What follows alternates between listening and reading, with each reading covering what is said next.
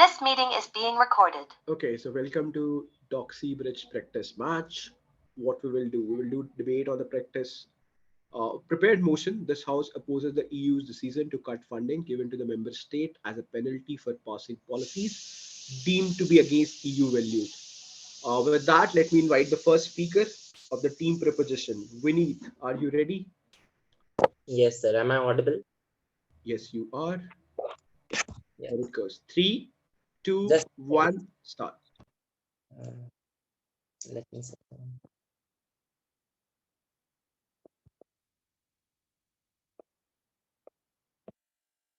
Yes, sir. Can I start now? Yeah.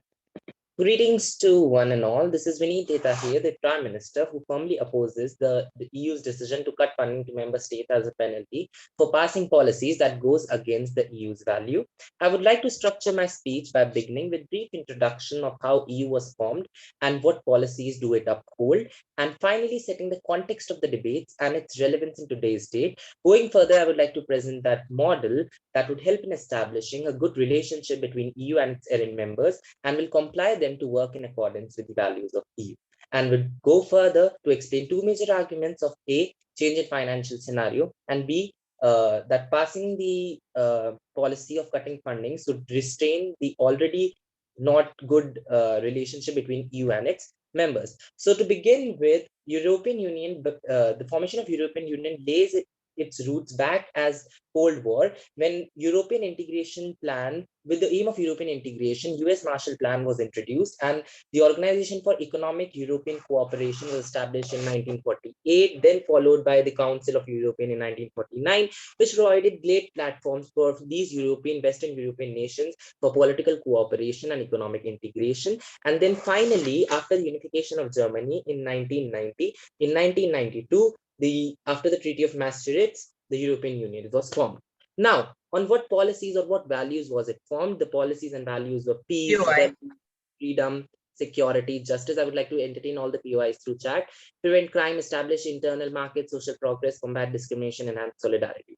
Now that we have gone into that much detail about European Union, I would like to propose my model and firstly try to explain the context of the particular debate. So on 16th of February 2022, the European Commission on Wednesday had finally given a green light to cut funds for rule over the rule of law, and the Court of Justice of the European Union has rejected a legal challenge from Poland and Hungary for the same.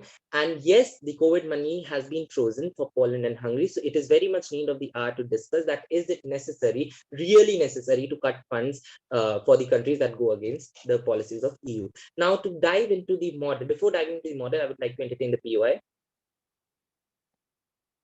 Thank you.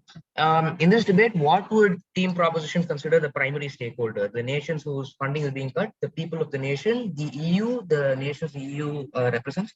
What, in your worldview, is the primary stakeholder of the debate?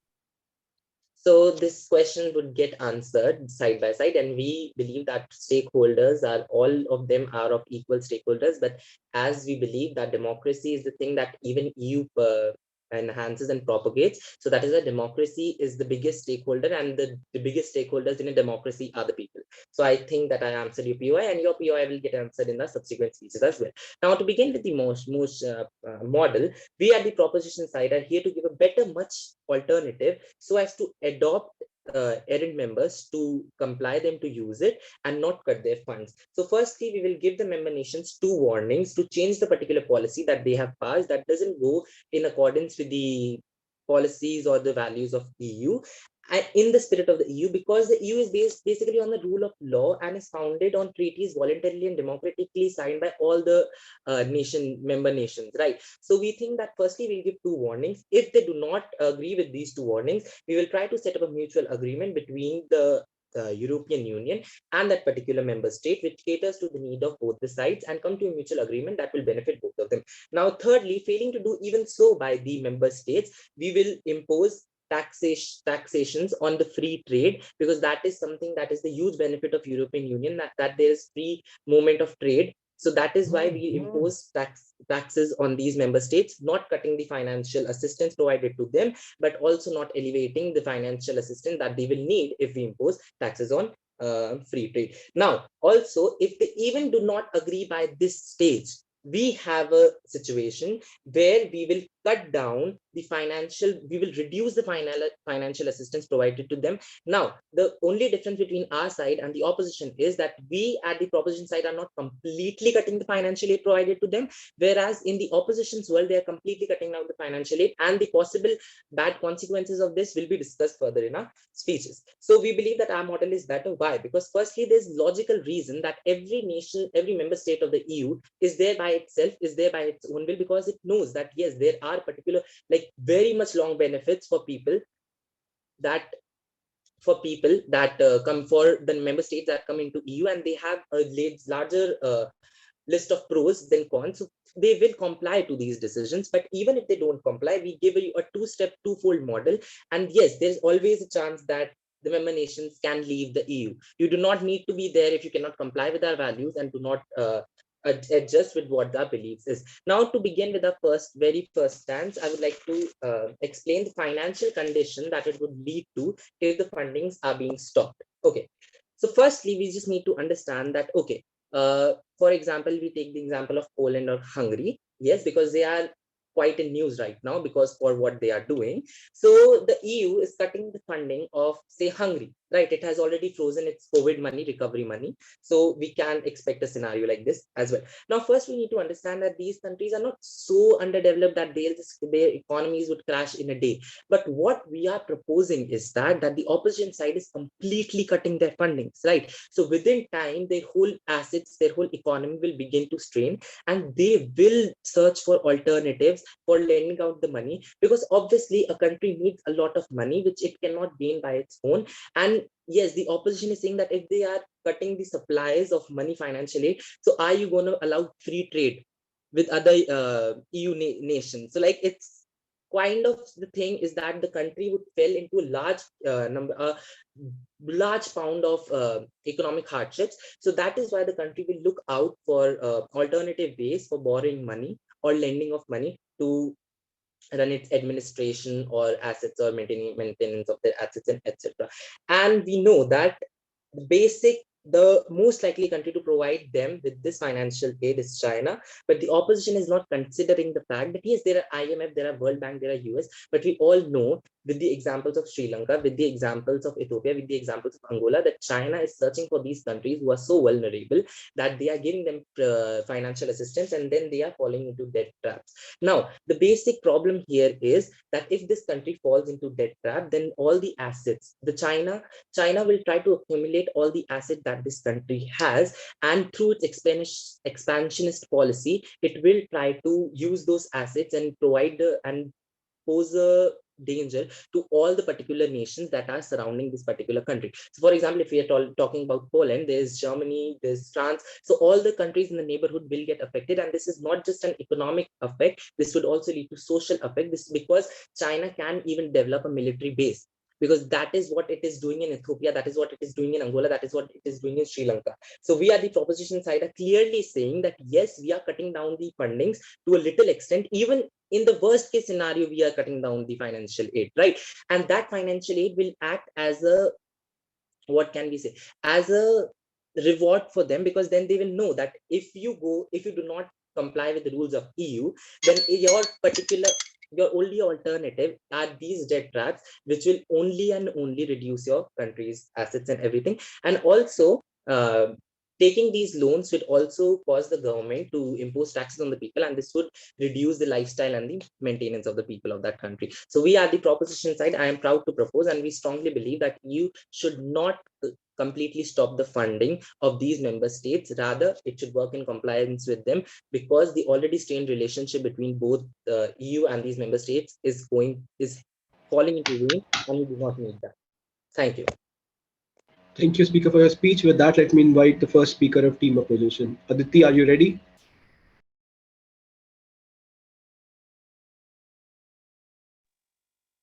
Yes, sir, just a second. I'll let you know when I'm starting.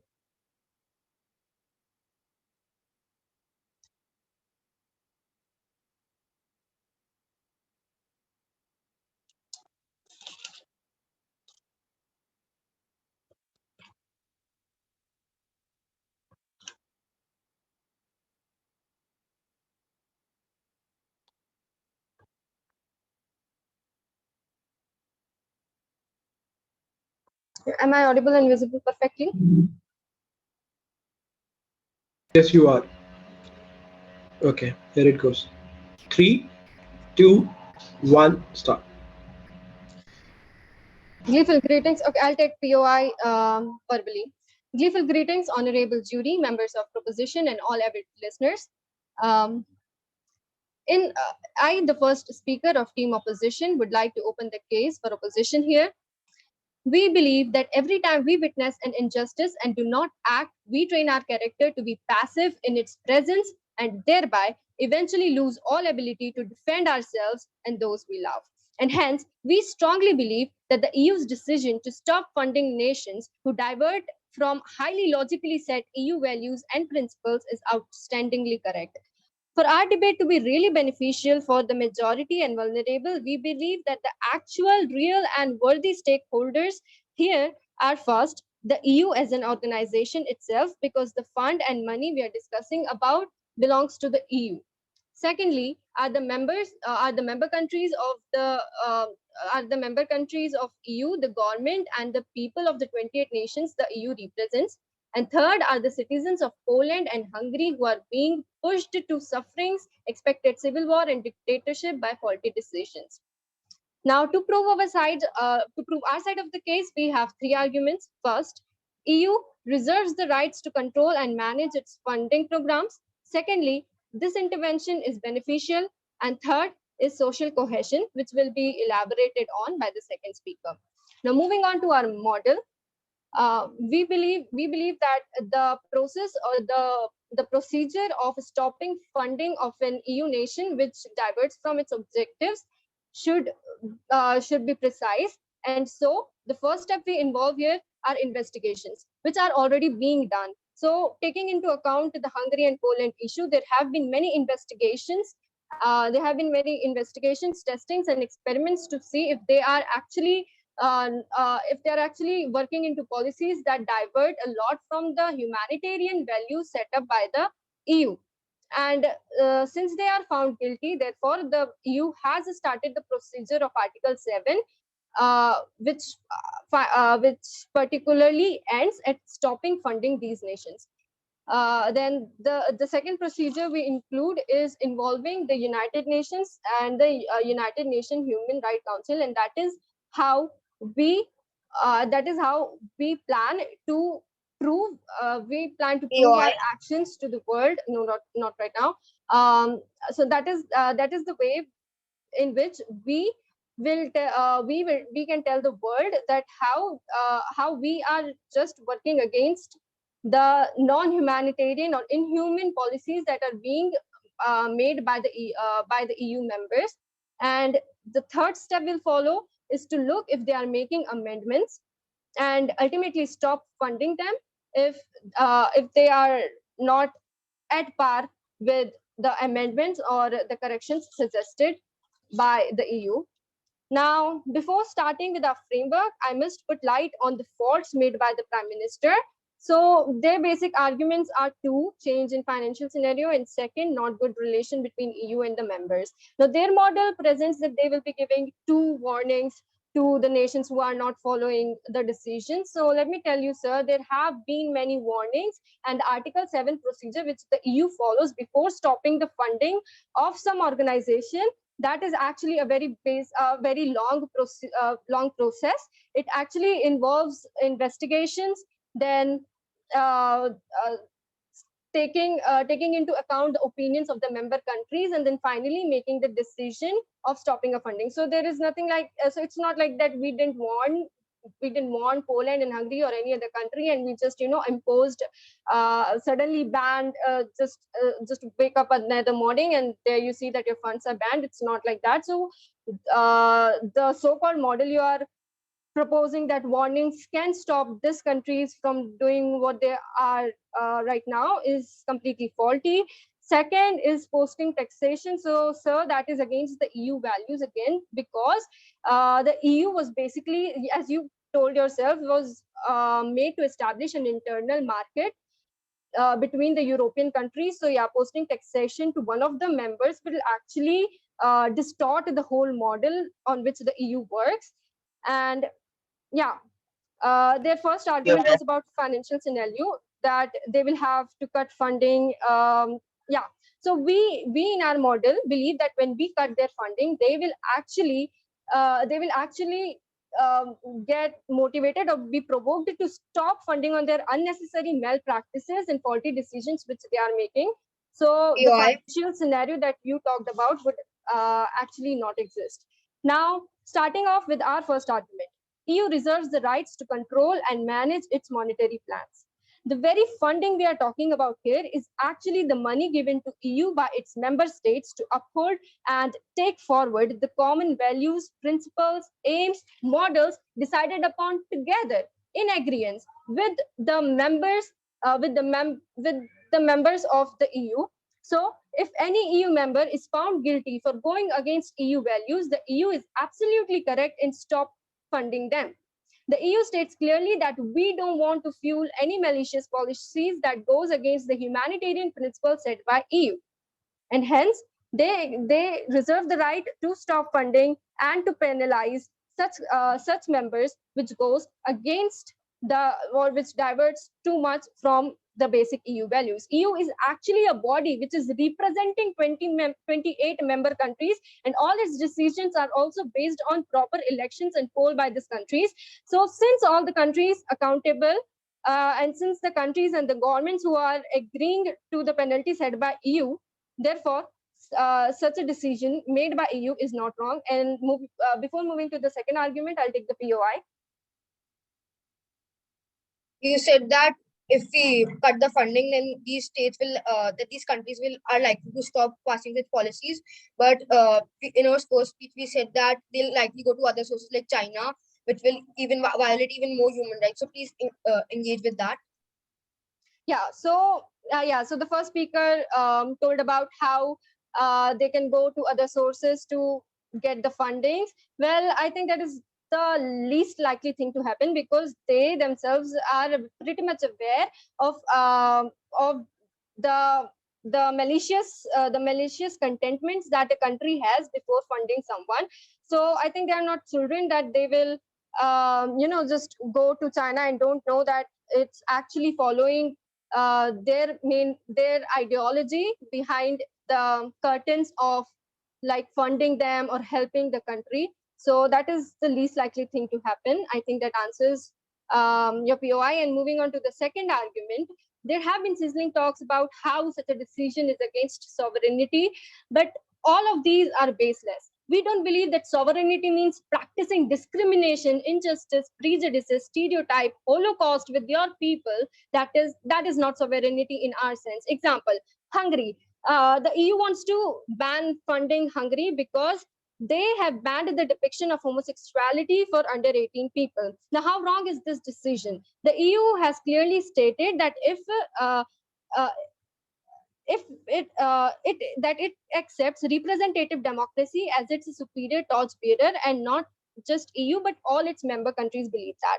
So as we all know that most of the sexual education is given to students in their teenage, and therefore just banning the depiction of homosexuality to under 18 is basically taking away the basic right a human should get about expression, about speech, and about having their opinions. So so that is just an example of how the countries are diverting from the human rights not just set by EU, but that is just too fundamental to every democracy and basically representative democracy.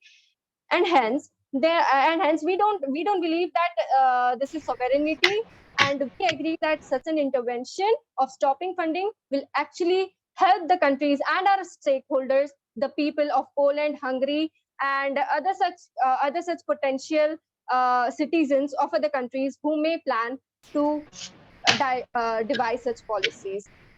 And here I would rest my case, standing strong to the opposition's stand.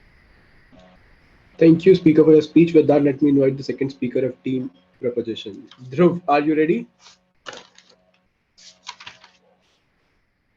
Just a minute, sir.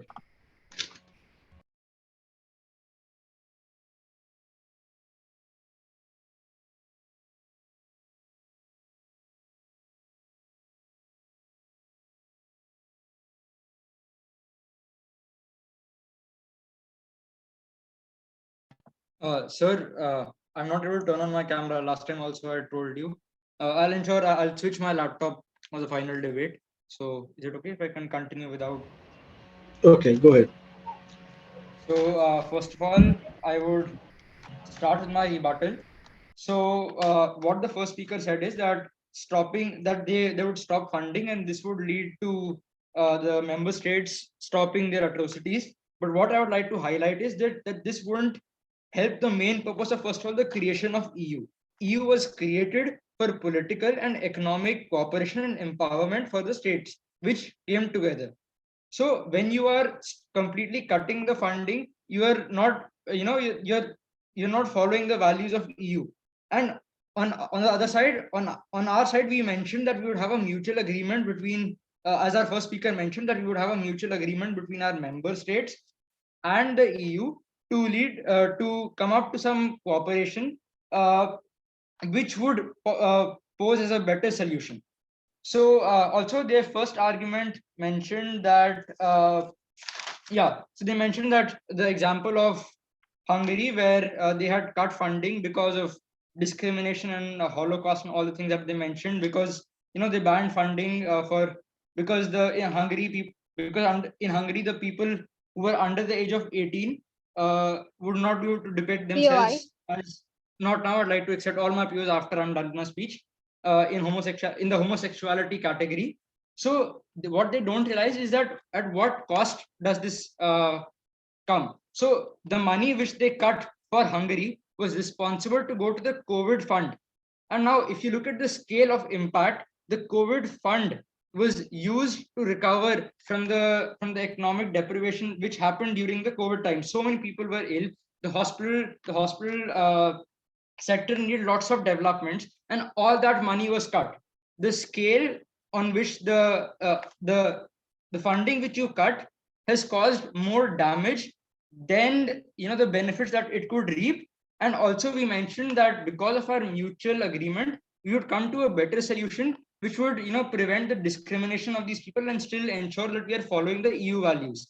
Now coming to my arguments, I'd like to start with my argument. So in the case of the opposition, where funding is completely cut, countries will become dependent on the European Union in the long run.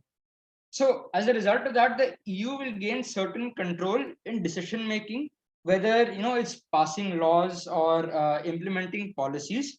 So in their world, EU will be able to interfere with internal affairs, international diplomacy, and various other critical functions. So in their case, the government will not be able to make any decisions which they feel they are right. Also, the government will not be able to work according to the people, and nor will be because all because the EU is interfering in decisions. So the government will not be able to choose the state's political leaning.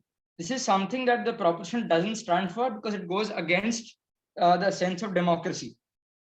Each country has its own social structure, and the EU starts interfering, and as a result, that's not going to be a democracy anymore. For example, as I mentioned during my rebuttals, the EU cut the COVID recovery fund for Hungary because it did not allow the depiction of homosexuality for people under the age of 18, or basically minors. So what I would like to say is that this caused a severe dent in Hungary's health sector, which and caused unnecessary pressure. This could have been solved in a much better way, which is probably our side. So in our world, the same problem could be solved in a via mutual agreement instead of taking stern measures, as our first speaker mentioned. And so as a proposition, as our first speaker in the proposition mentioned, that we would cut funding to a certain level, which acts as incentives for them to either correct their decisions. If they do not, again, we gave them the option that they are free to leave the EU.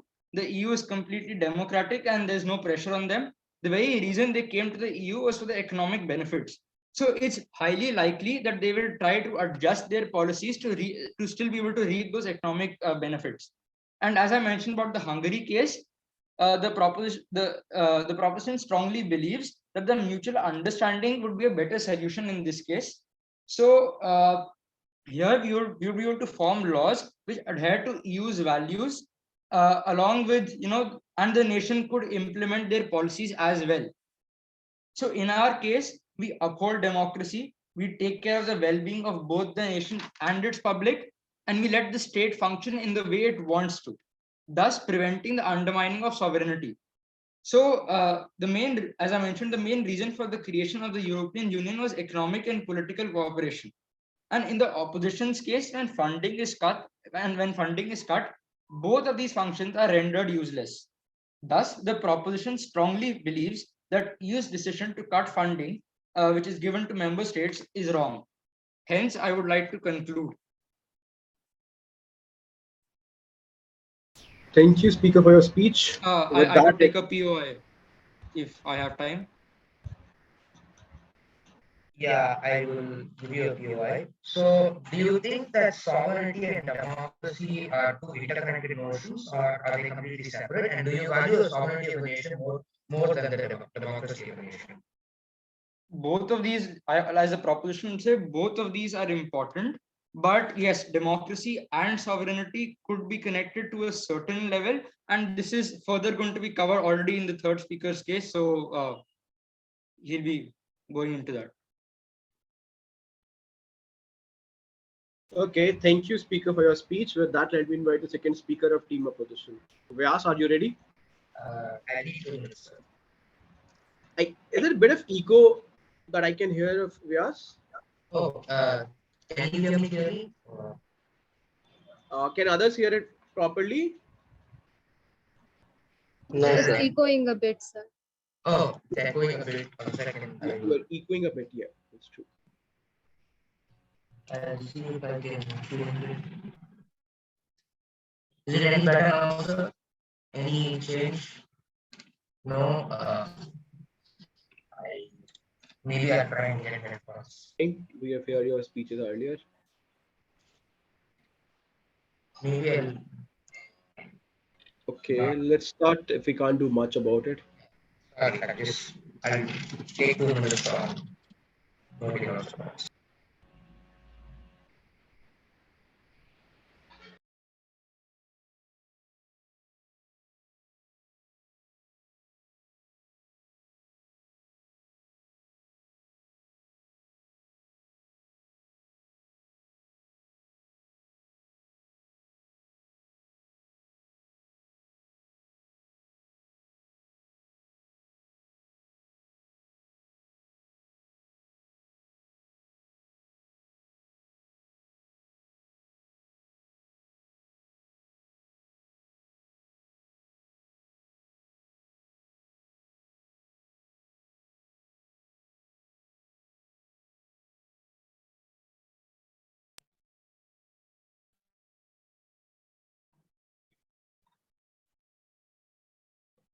Yeah, before I start, I don't know how bad the echo issue is, but I hope I'm still understandable and decently audible enough. Can you hear me and see me clearly?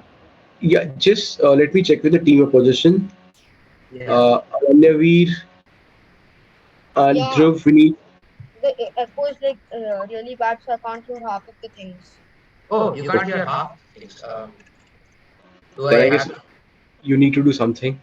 Yeah, maybe I'll grab headphones. Just give me a minute. We're going to change. Sure, take it. Maybe I'll do something. Give me a minute. And model itself has.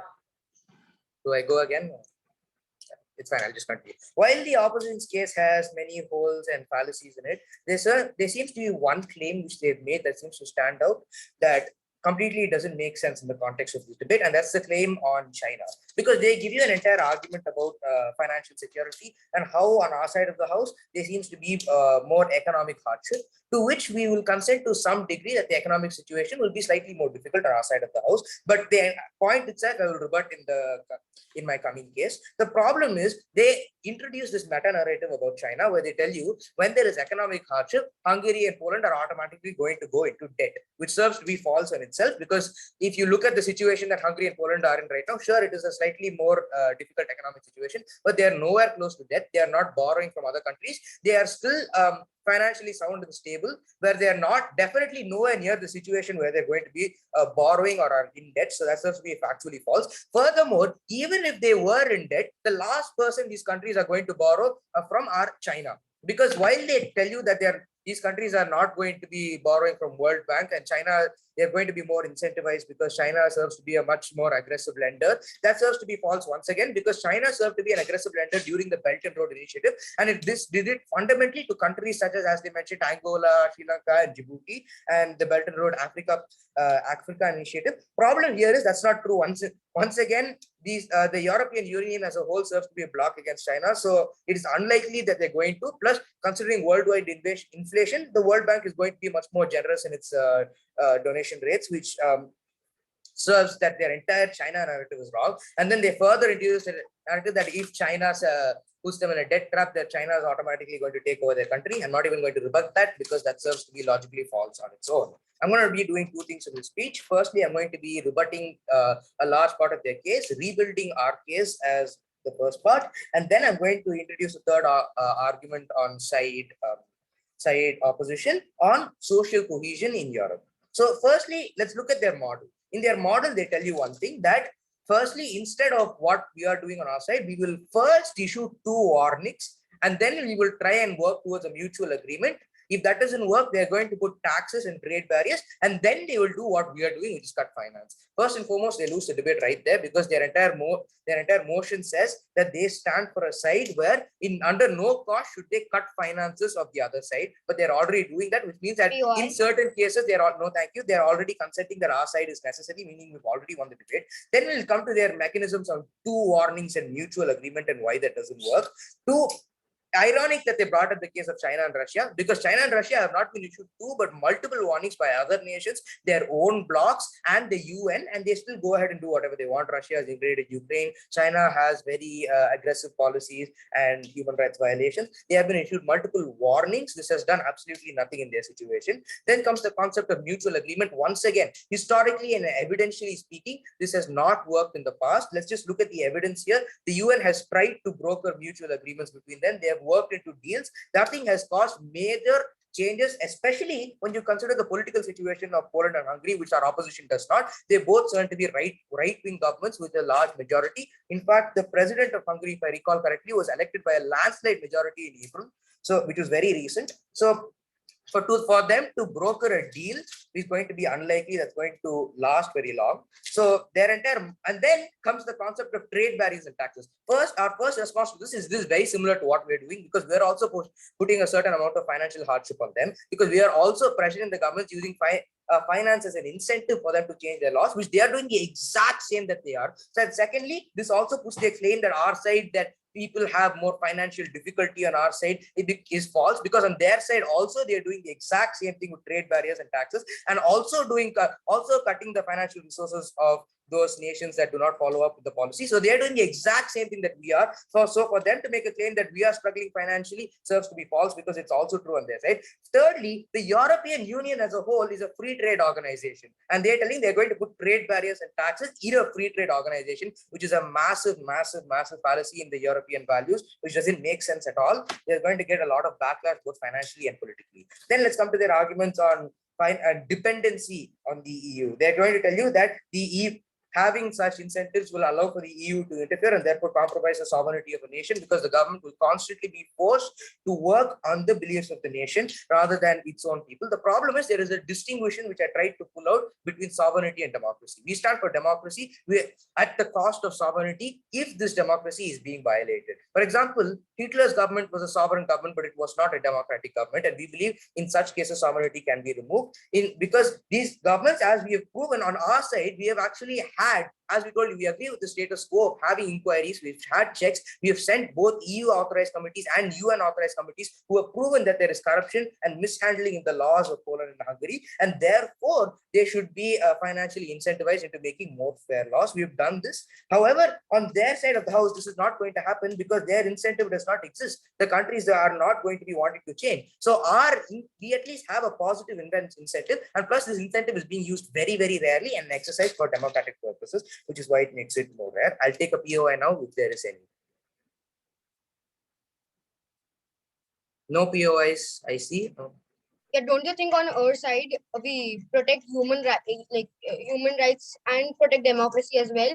Because we come with an in-between way, so we ensure that human rights aren't violated while the same I've time. already rebutted your model. I don't know how it preserves human rights at all, because you have no incentive for countries to change apart from the same incentive that we are giving. Your incentive is financial, our incentive is financial, just that you take it a step too far and also impose trade barriers and taxes, which harm the very concept that the EU is built on. Your concept of two warnings and mutual agreement to preserve human rights has the same thing that UN has already tried and it has not worked. The UN themselves, the consulate themselves have agreed and are now imposing harsher measures. Your entire POI that your side protects human rights is false, because our side protects human rights better by putting actual real incentives rather than mutual agreements. Now on to the final argument on how the EU, how the EU is the primary stakeholder and protecting its rights is protecting social cohesion. Because I heard the first speaker of the opposition mention something about strained relationships. Relationships are going to be more strained on their side of the house than it is on ours. So our argument is basically that EU represents the governments. It's not just an abstract organization. EU is nothing but a European Union, a union of countries that represent many of the democratic governments of Europe. So, and by extension, they also represent the general people of Europe. And as I think both sides agree, the EU is a political organization, and therefore it represents the political interests and the social interests of people across Europe. And therefore, when a country like Hungary or Poland comes into conflict with the EU and the EU values, these values represent the general political interests of Europe. And when you violate this, you come into conflict with this. And this is bad for every single stakeholder. First and foremost, this is bad for the EU, because when a country comes into the conflict of the general values of the European Union, it is coming into the values of what the general European people consider to be socially accepted norms. And therefore, it makes it much more difficult for this country to communicate with the rest of Europe, and therefore undermining the unity that EU stands for. It's bad for Poland and Hungary's governments, because it makes it much more difficult to deal with such countries. And it's bad for the people of Hungary and Poland, because it ostracizes them from the rest of Europe, and this is very, very bad. Overall, we give you a model that keeps Europe together. It allows for greater social cohesion. It provides an incentive for governments to be more democratic and more fair towards people. And all in all, it allows for democracy to prevail over abstract notions of sovereignty. Thank you. Thank you, Speaker, for your speech. With that, let me invite the third speaker of team proposition. Ananya, are you ready? Yeah, 20 seconds. Take your time.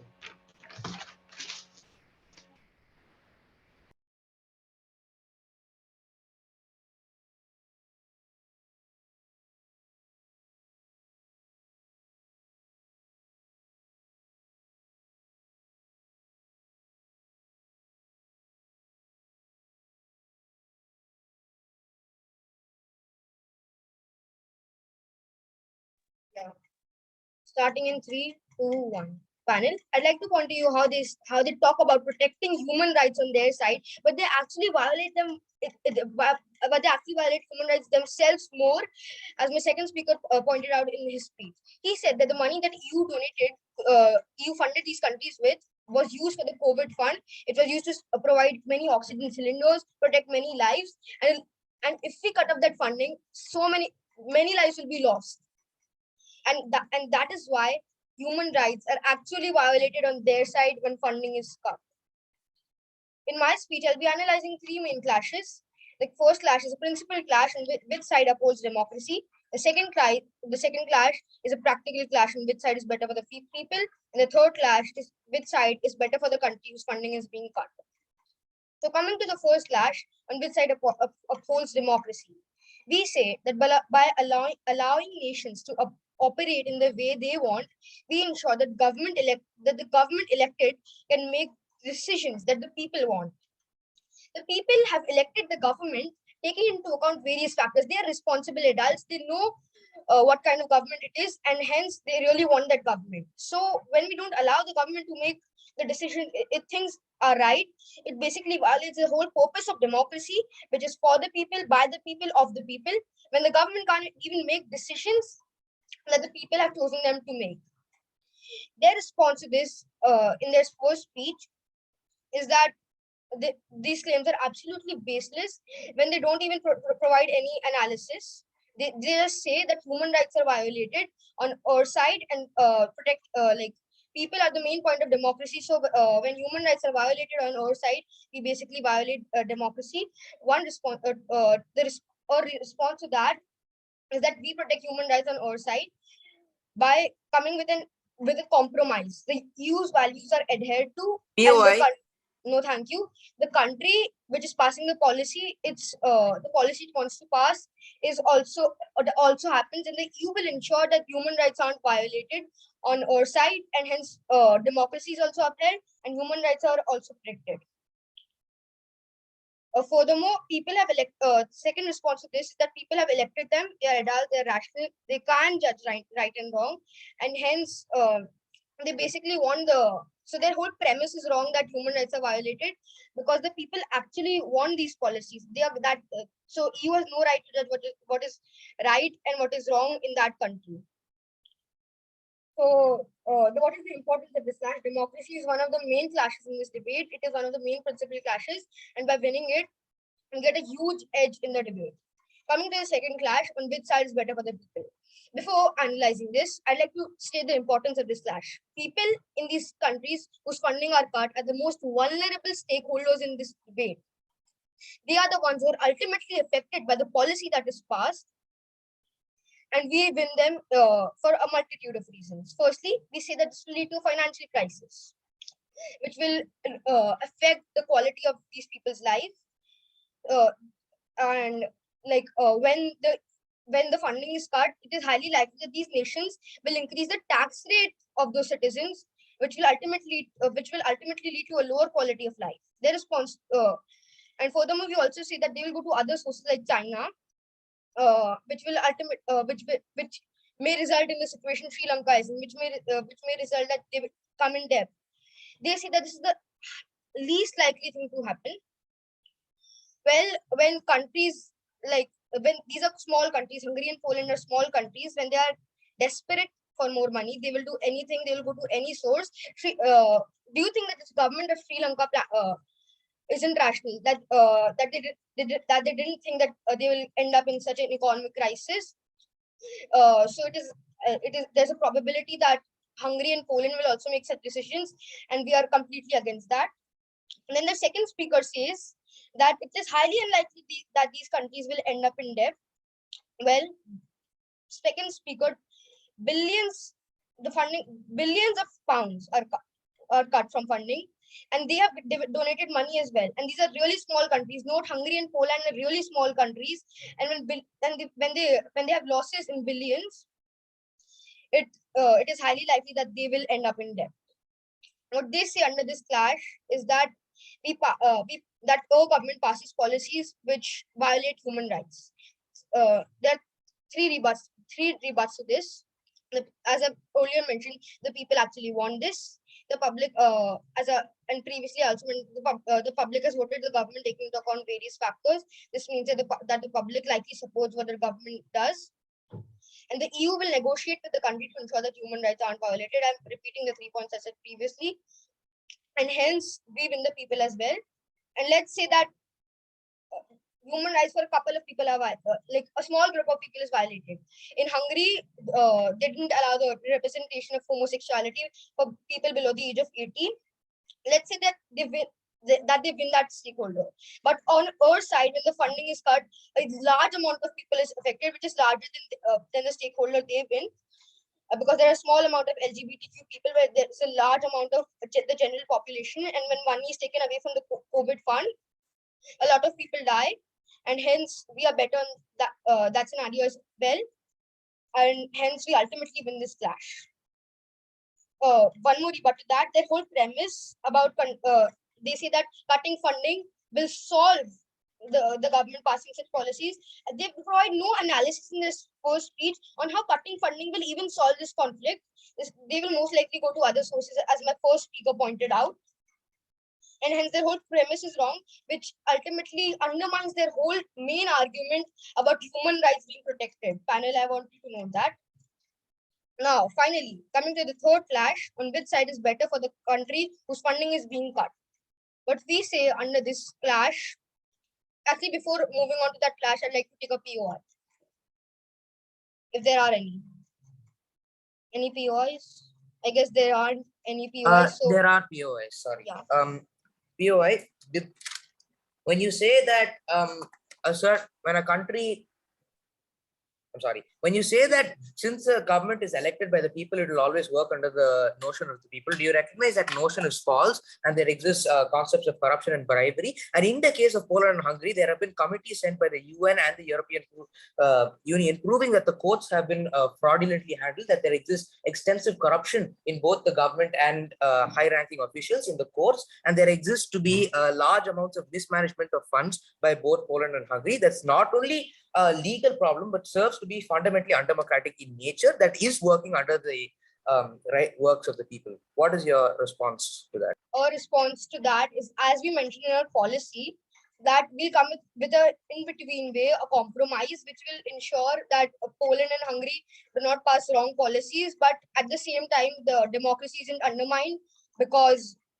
they can pass the policy they want in their right conscience. Yeah, so just shortly completing this slash on which side is better for the country's funding is cut.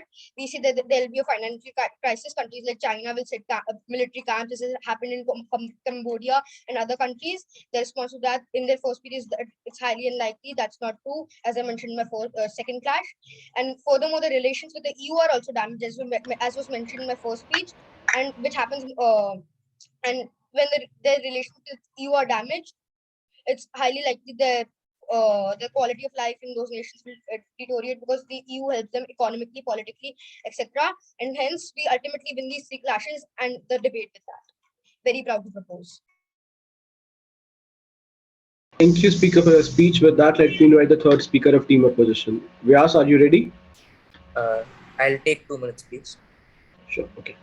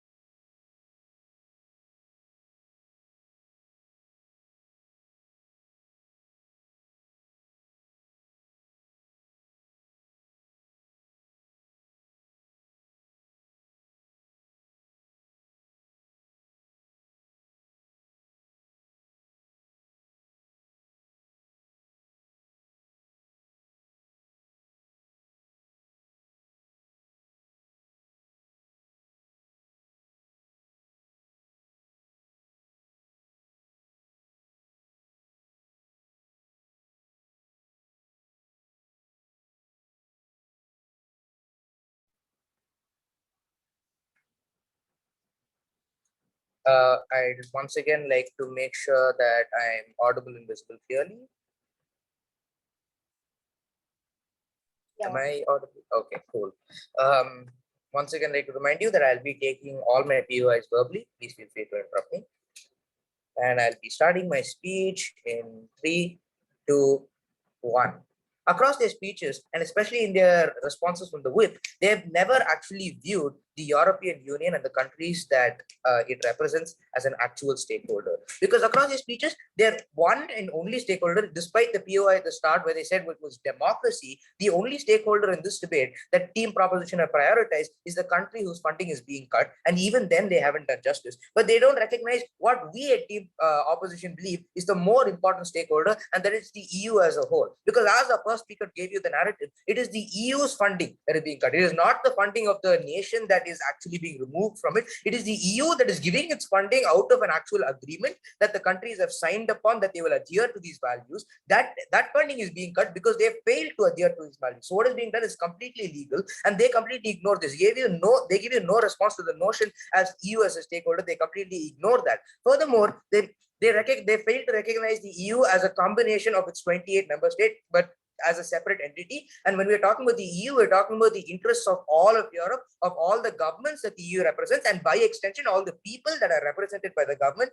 that is, they're represented by the EU. And when this is not done, this violates the interests of all these parties. No, thank you. I'll move on to my first clash, which is about the I'll be talking about three clashes debate. Firstly, which is which side prioritizes the financial situation of the common man. Secondly, which side prioritizes democracy and human rights. And thirdly, which side allows for greater social relationship in Europe.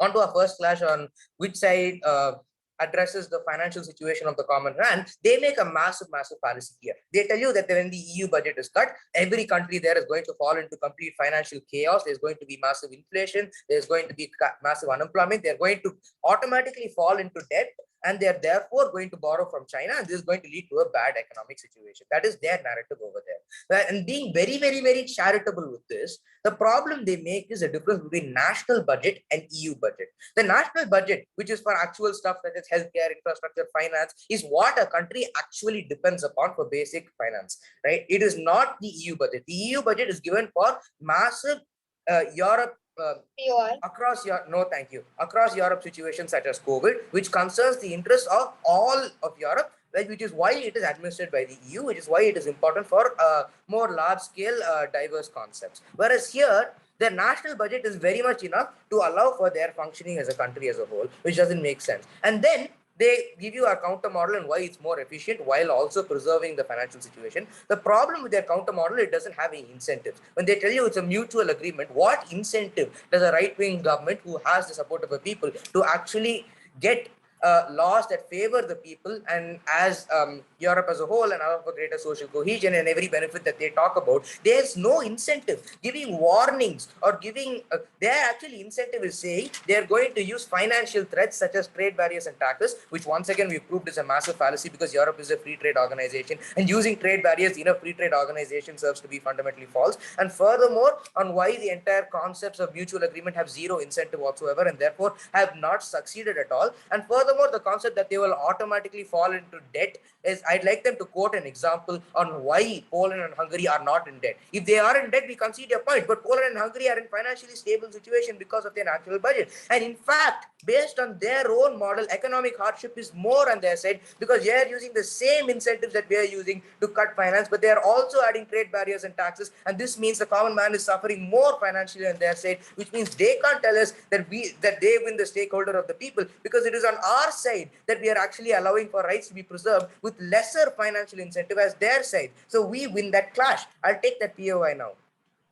You say that these countries will not end up in debt. So what is the guarantee that if we cut funding, that they will stop passing such policies which you say violate human rights? Because it serves as an incentive, right? Your side has no incentives, our side is incentives. That's the main difference. Because what is the guarantee on your side? Your side has no guarantee except the same guarantee that we are using, which you've considered as an efficient incentive. Our side has an incentive, right? When we cut funding, governments are incentivized to provide for better financial law. In fact, that's the analysis that you gave. You said that this already gives your entire second argument about democracy is that when you put funding, you automatically give your Europe certain power to lobby on certain laws. So you're actually contradicting yourself in the power when you're saying there's no guarantee that they'll change their law. Then your argument on democracy falls flat, right? So you yourself have admitted in your speeches that the concept that they do get a certain amount of leverage over countries to change laws in a more democratic way, meaning that the POI doesn't make sense. Moving on to the next clash on which side prioritizes democracy and HR. We first and foremost, we'd like to tell you that our side of the house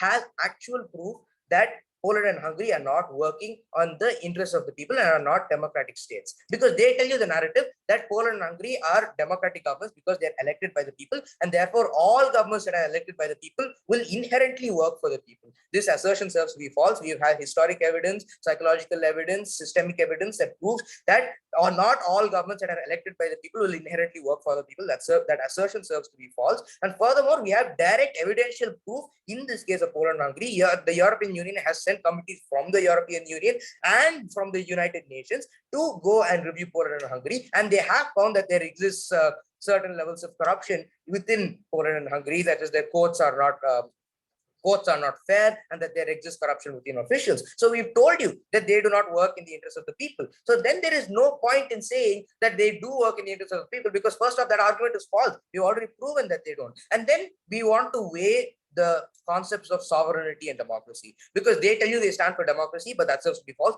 In fact, what they actually mean is that they stand for sovereignty, that a nation must be independent no matter at what cost, whereas we tell you that the nation must be democratic no matter the cost. So the difference here is that they tell you no matter if the nation oppresses its people, if it passes bigoted laws, if it makes laws that cause people to have social unrest, it must always function in its own interest, even if those interests are affecting both the people in the nation and the people outside the nation and destroying social cohesion. The difference is, what we are saying is that even if the nation has to have certain incentives to make laws that it does not want to make, it must still make those laws, because it will help the people in the nation and it will help the people outside the nation in ways that are very, very obvious, by preserving human rights, by allowing more transparency, lesser corruption, and more chances of social justice. So that's the difference here. They're telling you they should always be independent, even if the nation is corrupt and wrong. We tell you the nation must always work for the people, of the people, for the people, by the people, even if it means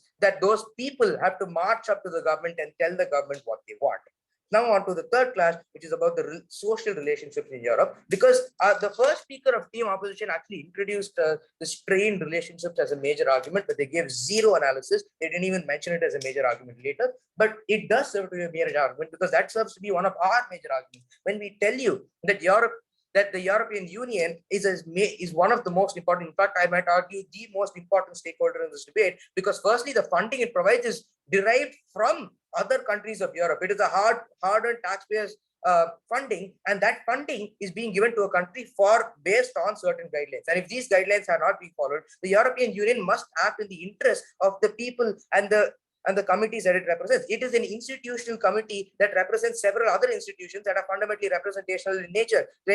Nations such as France and Germany, who are part of the EU, who want its people to reap its benefits. And when it finds out that another member of the EU is not working in the overall concepts of the EU, this serves to be false. And therefore, the relationship of the country whose funding has been cut is actively ruined. The relationships of the unity of the countries in Europe is actively ruined. We stand for a world where this is not happening, where people are both financially sound, but more importantly, politically sound. We stand for a world where the EU can definitely cut a country's budget if it is acting in undemocratic ways. Proud to oppose. Thank you.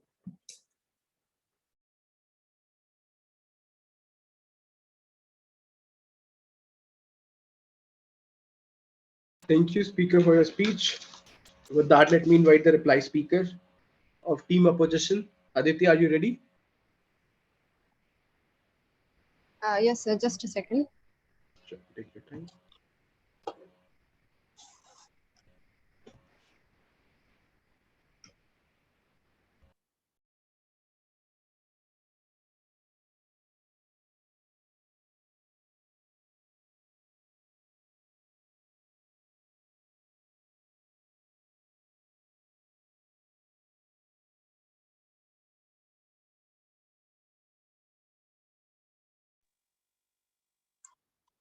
Okay, sir. I'll start in 3, 2, and 1. So let's make a flow chart of how the proposition presented themselves. They had two main arguments: change in financial scenario, or basically the consequences which the countries will have to face if we ban funding, and second, not good relations between the EU and the members. Now coming to their model. So first of all, the major defect in their model was that they had no incentives for the country to change. They just proposed a model where they were giving warnings and they were posting taxation, but there was no pressure on the country to change. So the first thing which they included in their model was 2 warnings. Now, as my second speaker and the first speaker, both of them have highlighted that there have been multiple warnings given to Poland and Hungary to stop the malicious extensions that they are doing in their policies. But since there were no actions taken, that's why the decision of stopping funding was taken. And also the example of Russia versus Ukraine was given by the second speaker. Then they in their model they had spoken about posting taxation, which is obviously, yes, of course, as pointed out by my speakers, very similar to what we are doing, cutting like, so you do believe that cutting them or giving them financial hardships is the only way to stop them from proceedings. Then the third thing they said was about partial stopping funding. Yeah, the second speaker did point out that EU is a free trade organization. So this model which you're proposing does not fit with the EU's values. So yeah, sorry. Now the first speaker talked about how the financial scenario in which countries like Poland and Hungary will have to go to China, then they will be financially crippled, and they had factual defaults in it because China is the last country, as we said, they will go to, because first, EU members are against China, and second, China is the aggressive lender. Then second, not good relations. Well, we have it is a fact that betrayal stains relationships more than penalties, and therefore we believe that the points which you are defending will create more stains in the relationship between EU and its member as compared to stopping the funding or the penalties which we are imposing them for their wrongdoings. Then there was the second speaker talking about how EU was based on political and other grounds. Well, there is a foundation defect because EU was basically plotted to support was basically plotted on economic grounds. Then they gave arguments about mutual agreement with countries and EU. So let me tell you that EU itself is an organization which is based on mutual agreements with the countries and EU. So this point which you gave, this was your whole argument that there will be a mutual agreement with the countries and EU. The only reason why we are penalizing them is because they are not adhering to the pacts they have already signed. So the so-called model or the so-called argument which you're presenting that will have a mutual agreement, so that didn't work. That's why we are standing here. And coming to our part now, we had the model where we included investigations. The procedure we decided to follow was first doing investigations, which are already being done for Hungary and Poland, and we have found them guilty. Secondly, we said that we'll be involving UNHRC because the progressions made by them in their policies are also against the collective human rights that the United Nations set up. So stopping funding is the last step we are doing. So, and the proposition side didn't say a word opposing to it, which means that they do agree that our model is strong enough. Our first argument was about how EU reserves the right to use its funding. No proper rebuttal was provided. So here in this debate, let's see who is legally, normally, and morally and ethically right. Obviously, the EU is going by the rules, by its procedures, and it's Poland and Hungary that are breaking the pact. So our arguments still stands as have been testified by the first, second, and third speakers of our team. And with this, I would like to rest the case for the opposition side, standing strong to the opposition's ideology. Thank you, Speaker, for a speech. With that, let me invite the last speaker, the reply speaker from Team Prop. Vineet, are you ready? Yes, sir. Just give me a minute. Yes.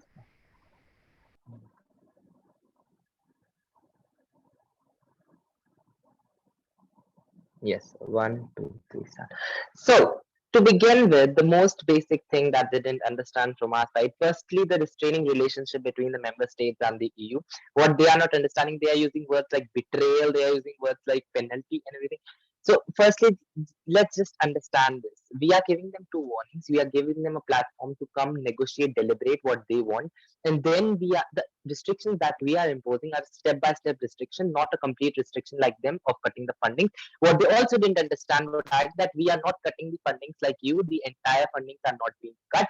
Apart from that, the trade point that they highlighted upon free trade organization and everything. So if you're cutting the funding, then you are already going against the EU's most basic value of economic cooperation and free trade and etc., etc., in your own world.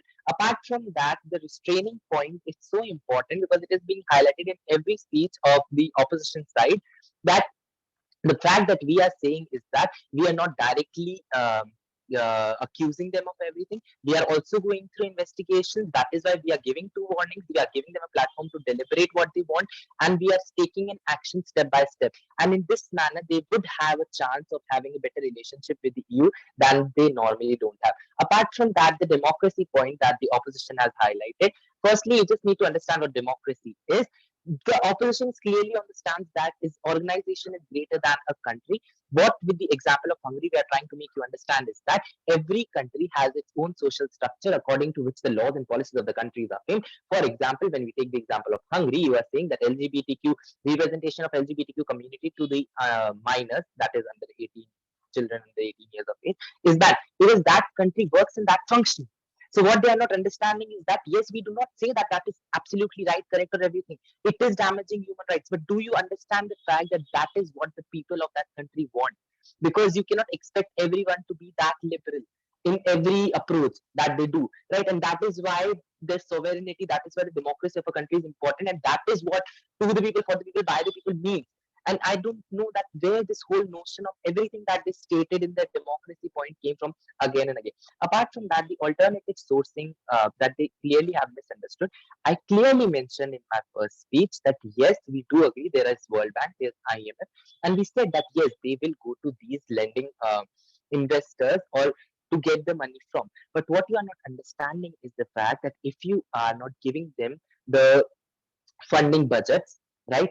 And they are not getting the funding budget, so they will need to go somewhere to ask to lend the money from. Right now, we are talking in the long run, then they will definitely fall in a trap, because when you are cutting the funding for 1 year, 2 year, 10 year, 20 years, so after 15 years, that country will fall into debt, and that country will go for an expansionist country like China, because it is their policy.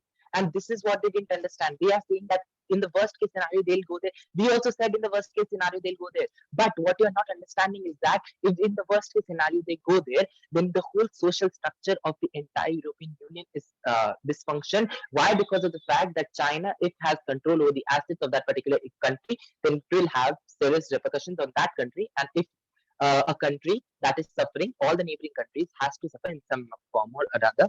And the Belt Road Initiative, that point was absolutely, like, I don't know where that came from. Apart from that, what they try to make you understand is that these countries are well to do, there are national budgets, etc., etc., etc. What we are saying is that yes, that countries, for example, Poland is getting national budget, but what about the funding budget that that country needs? What about the COVID recovery money that they need? And this is being clearly highlighted in all our speeches, that the human rights that you're talking about, that you are protecting the entire health infrastructure, medical infrastructure of Poland and Hungary are diminished after the COVID.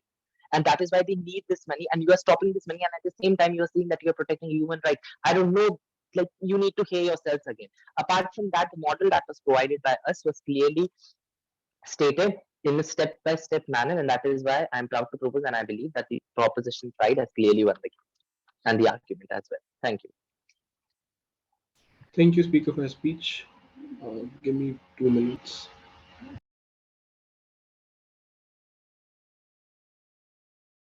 This meeting is being recorded.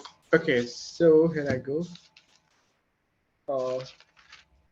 Is there everyone here? Yeah. Yes, sir. We are. Yeah, look, Yes, sir. I give the verdict to the team opposition. And let me go to the reasoning. Let's start with the first thing. I guess the model that being presented by the team proposition is a soft model. So the stance that they take was a soft. You talk about the first thing, which was that you will give them some sort of warning, 2 warnings. Second, you have some sort of mutual agreement, and then you go to do some kind of same financial incentive in terms of cutting their taxes, correct, or whatever, some sort of financial, which not going to be exactly similar to the nature that is being current in terms of cutting their funding, but there will be taxation involved. So that will be a similar disincentive or sort of incentive for them to change the policies in the nature that the EU wants. That's the first premise you started with. Now that it's itself include that you also believe that if something goes wrong, then the ways to target people is we can't go to war, and also we all the mechanism that you had at the end of the day is the financial, correct. Now within that, the what differ is the magnitude that your side cause versus other side cause. So your side cause, the magnitude is just small in amount. It will just persuade them to change their decision, but at the same time will not hurt them. That's what your stand is. And how you differ from the opposition is that you're going to be limited, in terms of amount as compared to the huge amount, which is the funding taxes all. I guess this last part come at the very end in terms of the amount of difference, the quantum of difference by the reply speaker, which was not supposed to do. Otherwise, I consider this a very soft stance, and on fundamental level, you agree with the team opposition, correct? In a multiple ways that if something goes wrong, then the ultimate incentive we have to derive the change is financial. That's the first thing you agree. That's the first thing. Second, obviously the magnitude is a degree, which they presented, you presented, but it come very late from your side. Second, you talk about democracy and all. Again, you see kind of counterintuitive from your side. That first model, you're saying that if the thing goes such a bad, then this financial disincentive is okay. On the other side, the team opposition is saying that has already been breached. We have done it multiple times, and it's not the first time it's going to happen. So whatever you're saying, and especially the mutual agreement. Look, when you are part of a EU, or these are the common values, you're not saying that the EU or the Hungary and Poland has not agreed for this value earlier. So they are very much clearly quoted. These value exist. That itself is a mutual agreement, I guess, that the team opposition shows. So I was not able to see what additionally you are adding other than just the magnitude. Correct. That's the first with this, the model from the very first. I think I was sticking with the team opposition just because of the model that I started with. Then let's go to another thing. Yeah. So this was primarily the first speaker.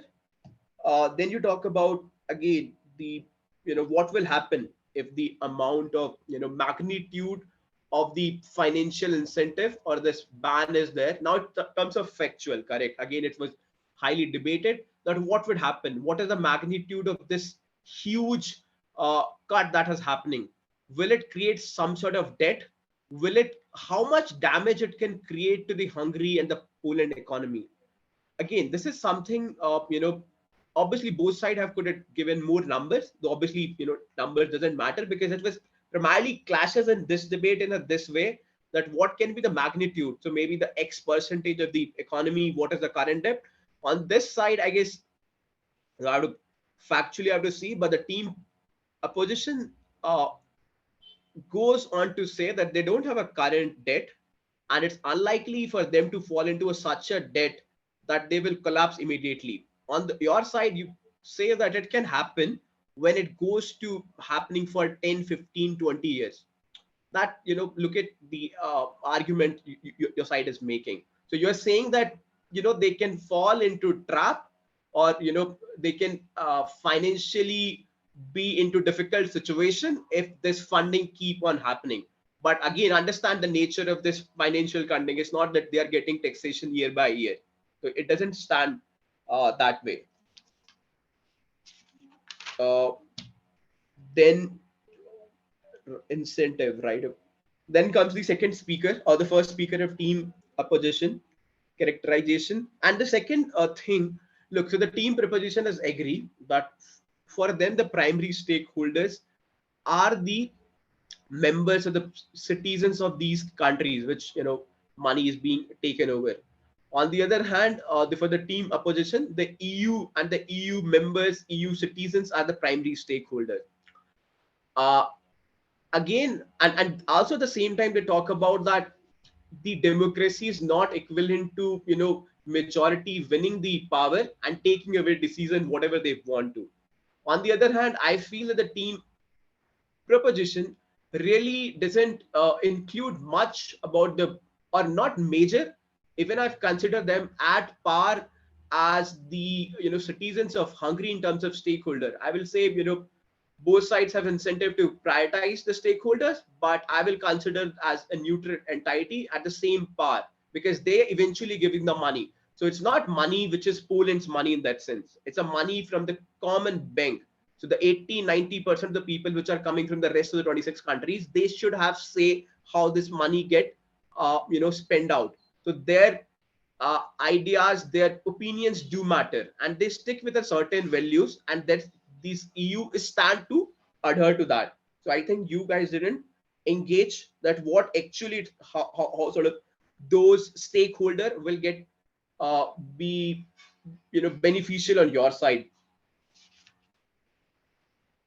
EU organize.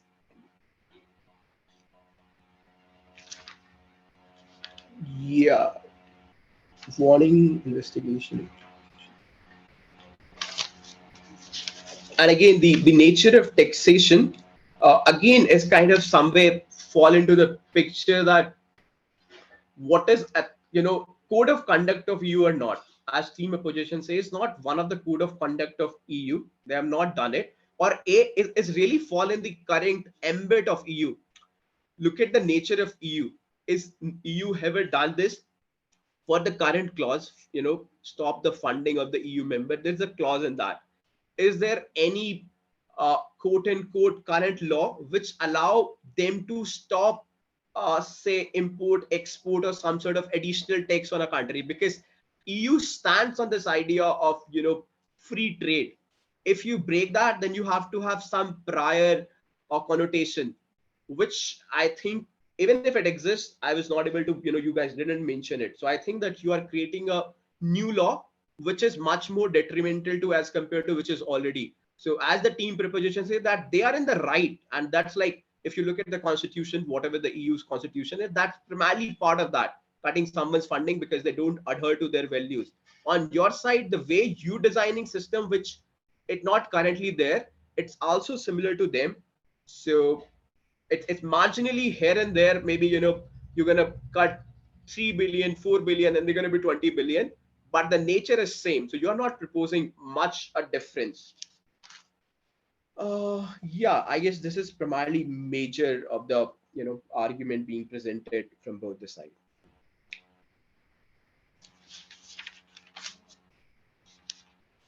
Yeah. Anything, guys? Any question, or should we wrap up? Speaker. I guess this meeting is being recorded. Which portion you are mentioning? So from the reply speech, that you said that I said for the reply speaker, look, your fundamental idea is to compare both the sides and give some kind of summary. Obviously, it's going to be biased summary, but at the same time, I'm not expecting you to add, main argument, even not main argument, even the extension. Even a third speaker can add extension. You are not allowed to that, especially which can't be countered by your opponent, no matter how good that is. So two things that I think which you raise or you clarify was quite good, but I think they should have come at least to the second or the third speaker that were not there. And what was those that I mentioned? A is this magnitude correct of what your side has in terms of the policy 3 or the model, the part of the model in terms of the third thing, the taxation and all, as compared to there. So it's small as compared to their large. So the amount of change will be drastically different. And the third is the long trap funding requirement, because it will repeatedly happen that they will get into trap. Not we are seeing that it happening on a today. I guess Aditi, to a small extent you do that, but it was far better as compared to me that you didn't add a lot of things. I guess the third speaker from both sides were excellent, quite good. Just for, I guess, give me a second, Ananya Veer. I guess again, so you have to see, you can't gain both the sides together, which I guess your team opposition tried to showcase. Correct that you. So what was the case? Case was, interest of the people. I think that was the thing that you're trying to claim, and also, take it back from the opposition. Uh, Amount of economy debt. So what was the Ananya Veer's argument? It was like human right, on their side, it's going to be more and more suffering for the people. Again, it come to the fact that the magnitude of difference from their side going to be huge, and that's why, if they cut the funding, it's going to be huge suffering for the people. Now, where it comes to, and I guess at a great extent being countered with the team opposition, is that you look at it just from a perspective of the EU people, these two country people. What about the other two countries? Correct. That's Then it's about the democracy. I guess here you fall short. So that, your side prioritize democracy. You believe that, and it's actually the people's vote that decide these government, and they are, hugely favored government. Like they have win their major elections, and that's why what they are doing, quote unquote, correct, is kind of counterintuitive to what your team opposition is saying initially. That if something is bad is happening, then, EU as a stakeholder is naturally inclined to correct it. So you have to take a stand. Is something happening bad or not? If it's banning, if let's suppose externally it's not quote unquote right, or uh, morally right, then do they have the right to intervene or not? Leave the idea of extent, that up to watch they do the extent, but the point is, do they have the right or not? The first speaker goes on to say, look, you have the right, because you are also proposing the same, you have the right. What you are differing is the magnitude. So you are also in a some way going to go against the democracy that you are quoting for. Is this part clear? Yes, sir. Yeah. Conflict of third speaker, amount of money, democracy, corruption, mismanagement. Yeah, I guess that's what was the Vyas. So he talks about, I guess, their major stakeholder, and again, I think that the team opposition has a less cohesive unit, especially when you look at the first speaker and the third speaker. Consider the fact that your model talks about, if there is a faulty line, then we will go with this path.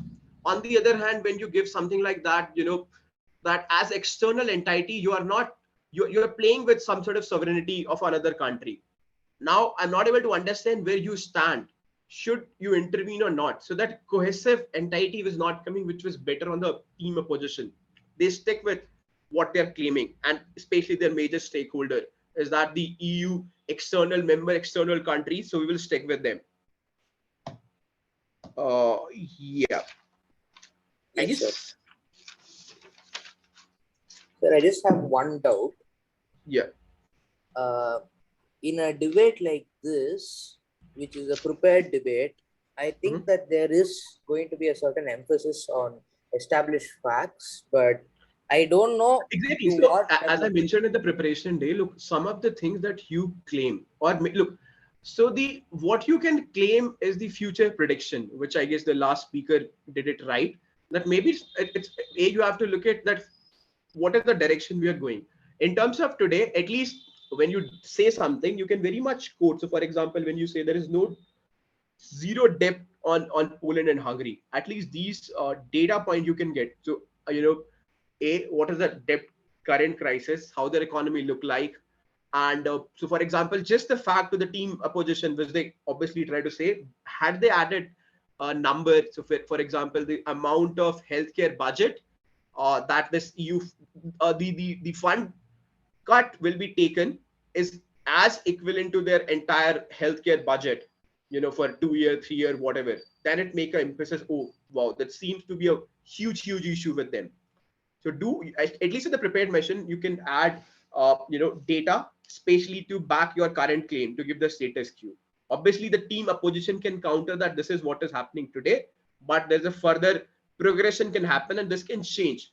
But at least as the team, whichever side you are trying to claim your argument, you can establish your claim with much more, emphasize with much more power that, this is what is happening today. Otherwise, it's just claim if you give numbers, especially when you have the time to do that.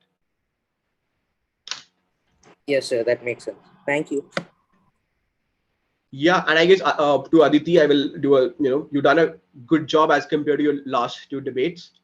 Maybe I guess you was well prepared today, but it was fairly better than your, last two speeches that I heard. Thank you, sir. Yeah, cool. And I guess it was anyway difficult for the team preposition. So on that, all majorly I will ask for the team preposition. A, be a much more cohesive unit. Don't wait till the last speaker to come to the rebuttal. It's the primarily second and third where you should start, uh, doing, responding to your opposition.